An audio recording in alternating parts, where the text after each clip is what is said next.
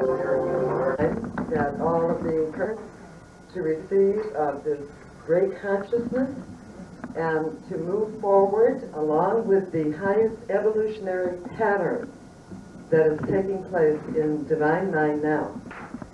And so I'd like to give you a brief introduction before we go. What will be happening today is several of my practitioners, Reverend Marie Sang, Dorothy Anand, Margaret, and myself will be giving you presentations today on various aspects of the cosmic Christ, or the superior consciousness, the Christ consciousness, that is the highest state of attainment that we can achieve, at least at this level that we know of. Now, when we speak about the legacy of the cosmic Christ, what we mean is that 2,000 years ago, when our culture was a mess, people were awry, forgetting who they were, this great, great avatar being of divine consciousness came into human form on our planet, and that we know to be Jesus. Okay, Jesus is a human being, was a human being like the rest of us. The exception is that Jesus knew his perfection. He knew he was of the higher mind. You know, we have a statement, I am in this earth, but not of it. Meaning, before Abraham was, I am. All of our origins.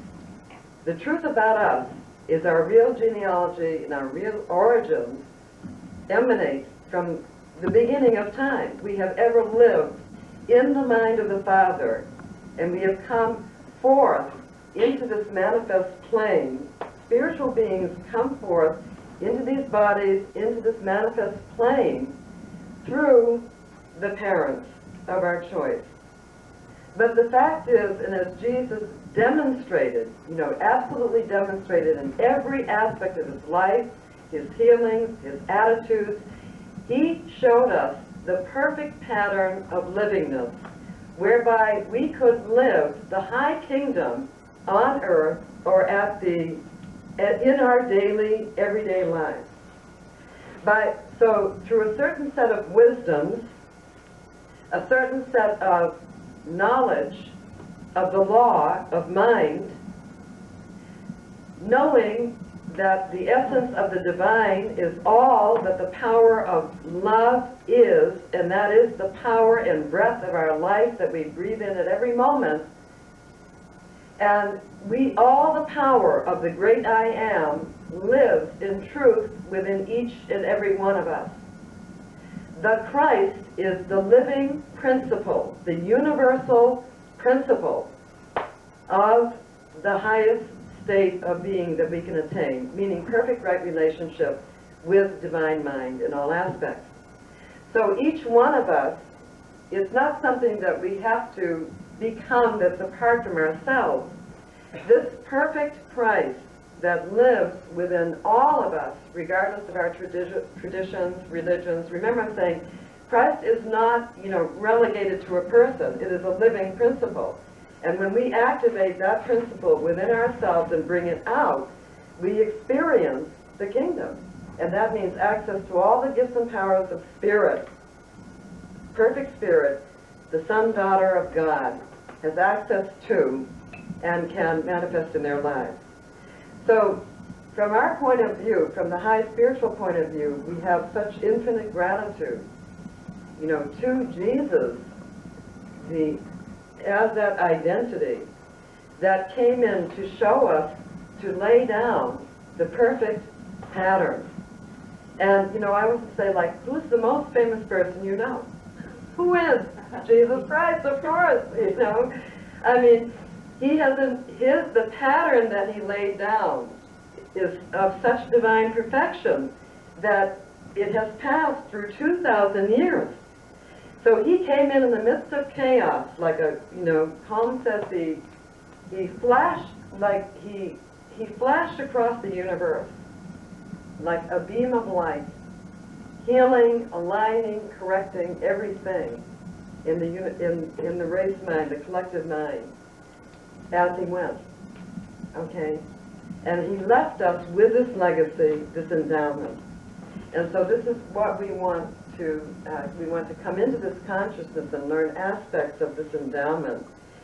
Because now, with the new millennium and the age of light, which is now, it's not coming, it is now, and those of us who are in this room are the pioneers of the new divine daughters and sons, the new beings, the new God race that is being born right now as the Christ child, the perfect one, is being born right now within all of us.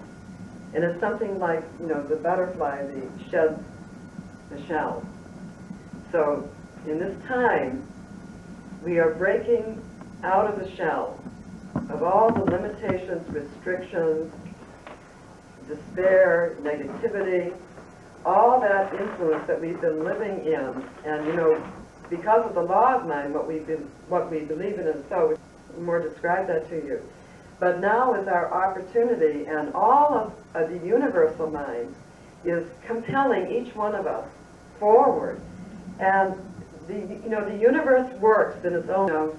Someday, maybe in another lifetime, if I can work it out, if I can just do this in this lifetime, realize you have omnipotent power to free your life to be the radiance of the Christ being, to bring out the complete divinity that we are, and to live it in our life now. Live the glory, live the bliss, live the life, live the joy, live the fulfillment, live it all. Live the perfect health. All is within. And so, with that, you understand what the context of this day will be about. So we'll be talking about different aspects and principles, and we'll start with the law of faith, belief, and acceptance.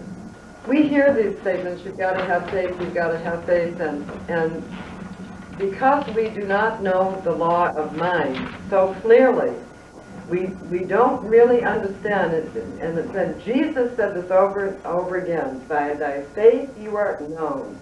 How is your faith? As you believe, do you believe? As you believe, so you shall receive.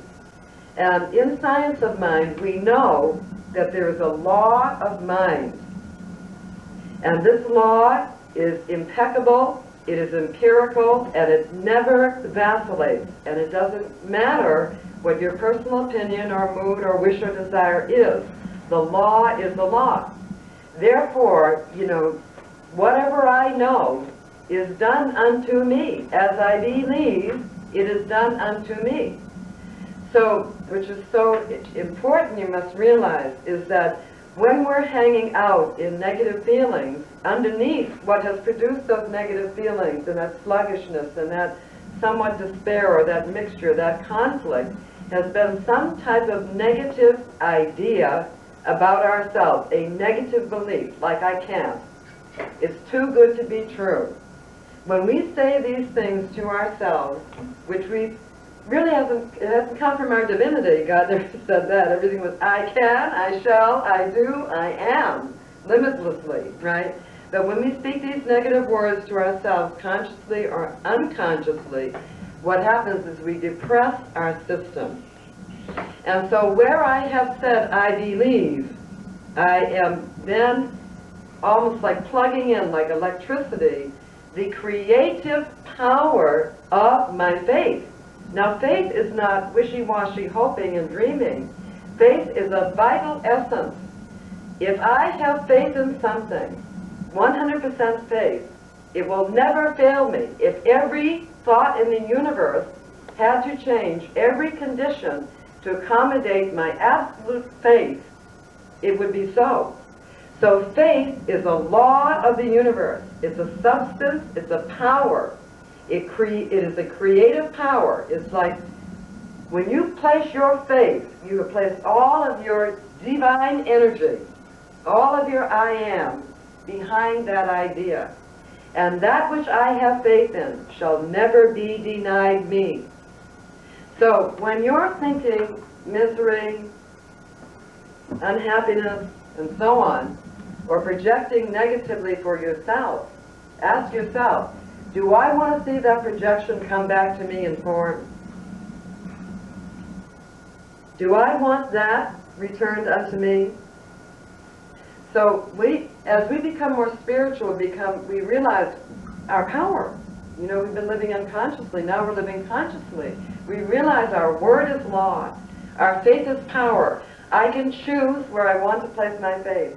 I will place it in the sublime and the divine, in all that is good, true, beautiful, all that I would desire for every being on this planet and for myself, without exception. And you can know that if you're thinking in terms of any negativity whatsoever about anything, whether it be health, romance, money, no matter what it is, if you are thinking in terms of negativity, then you are experiencing the state of separation from your godhood. There is only one problem: separation from your divinity, which, by the way, is your power to transcend experiences, walk on the water, so to speak. It's your power of victory. Okay? So, this is a spiritual universe. It looks physical, but the manifest world is only the outer mirror of our inner state of consciousness. There is no power out there. We are the creators where we are. We are the God self where we are. So according to the elevation of our pictures and our decision to keep our faith on high for all that is good, true, beautiful, desirable, then our world unfolds before us, because by my faith, according to my faith, it is done unto me. If you get this, you have a platform for ascending. There is no influence out there. Nothing can affect you save you say it affects you. All right? And so you notice with Jesus, when everybody was doubting and fearing and so on and worried and this and that, Jesus knew the power of God was in the living Word and the all-power and limitless power of Spirit to overcome all. So everyone in this room, whatever your issue is, you know your entitlement is the kingdom. That means all that is the most perfect, desirable outcome from you, for you in God. Okay? And if you can imagine God, be God for a moment, you know, thinking in terms of, I have brought forth, you know, the divine life, shipping. You are an idea in the mind of God.